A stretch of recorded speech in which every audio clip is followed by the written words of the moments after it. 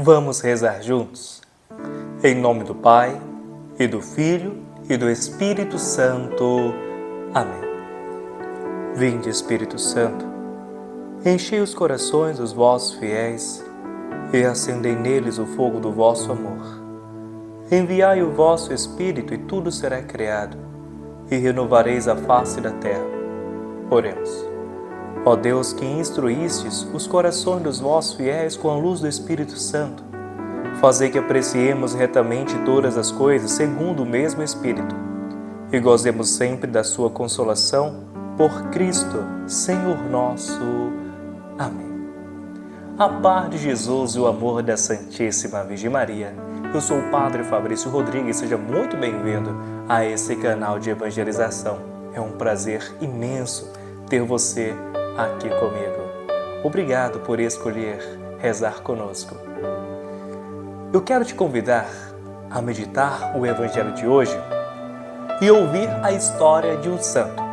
Mas antes, de coraçãozinho eu te peço, se você ainda não é inscrito nesse canal, faça isso agora, se inscreva, ativa o sininho de notificações. Todos os dias eu trago novos conteúdos para você, sejam mensagens de fé, motivação ou orações, mas sempre estou preenchendo a sua alma de Deus. Então se inscreva e me acompanhe diariamente. E outra coisa muito importante é que você deixe o seu like no vídeo. Quando você deixa o seu like, a plataforma recomenda esse vídeo para mais pessoas e assim você ajuda na evangelização. Seja um evangelizador se inscrevendo em nosso canal, deixando o seu like no nosso vídeo. Deus te abençoe e muito obrigado por estar interagindo conosco. O Evangelho de hoje, Mateus capítulo 9, versículos 32 a 38. Mateus capítulo 9, versículos de 32 a 38. O Senhor esteja convosco, Ele está no meio de nós. Proclamação do Evangelho de Jesus Cristo segundo Mateus. Glória a vós, Senhor. Naquele tempo, apresentaram a Jesus um homem mudo que estava possuído pelo demônio. Quando o demônio foi expulso, o mudo começou a falar. As multidões ficaram admiradas e diziam: nunca se viu coisa igual em Israel. Os fariseus, porém, diziam: é pelo chefe dos demônios que ele expulsa os demônios. Jesus percorria todas as cidades e povoados, ensinando em suas sinagogas, pregando o evangelho do reino e curando todo tipo de doença e enfermidade. Vendo Jesus as multidões, compadeceu-se delas, porque estavam cansadas e abatidas, como ovelhas que não têm pastor. Então disse a seus discípulos: a messe é grande, mas os trabalhadores são poucos. Pedi, pois, ao dono da messe que envie trabalhadores para a sua colheita. Palavra da salvação, glória a vós, Senhor. Os dois últimos versículos desse Evangelho, eu quero aproveitá-los para trazer uma mensagem para você. A messe é grande, mas os trabalhadores são poucos. Pedi, pois, ao dono da messe que envie trabalhadores para a sua colheita. Pedi. Veja o que Jesus nos diz. Pedi. Pedi ao Senhor para que envie mais trabalhadores. Pedi ao Senhor para que envie mais vocações. Aqui nós encontramos uma necessidade de orar pelas vocações. Certa vez eu ouvi a seguinte frase: comunidade que reza, dela brotam vocações santas para Deus. E eu tenho isso como uma verdade e experimento diariamente essa palavra. Realmente é isso.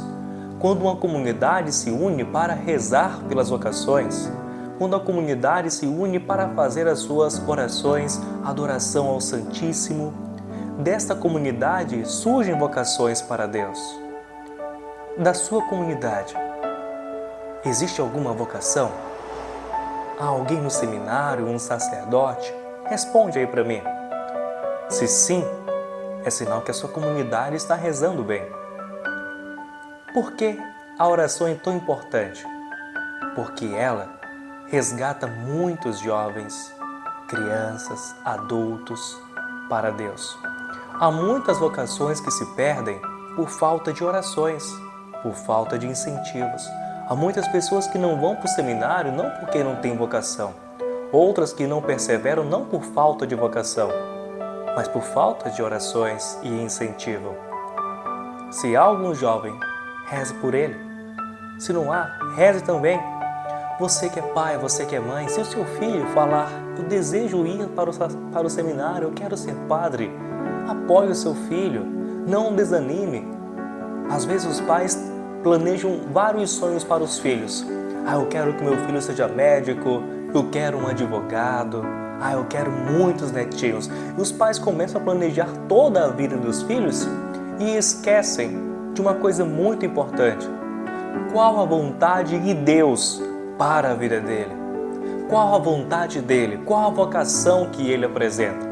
Se for uma vocação santa, permitir que ele viva a sua vocação. Apoiar o seu filho a ir para o seminário.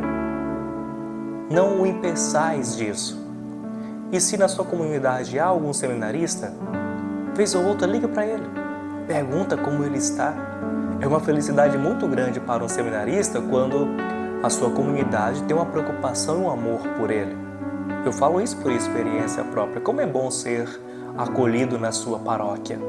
Como é bom saber que aquelas pessoas estão felizes com a sua vocação. Elas te viram crescer, te acompanharam na caminhada e agora rezam continuamente por você e te apoiam. Então reze pelas vocações, cuidem dos seminaristas, mas também dos sacerdotes. É necessário orar muito pelos sacerdotes.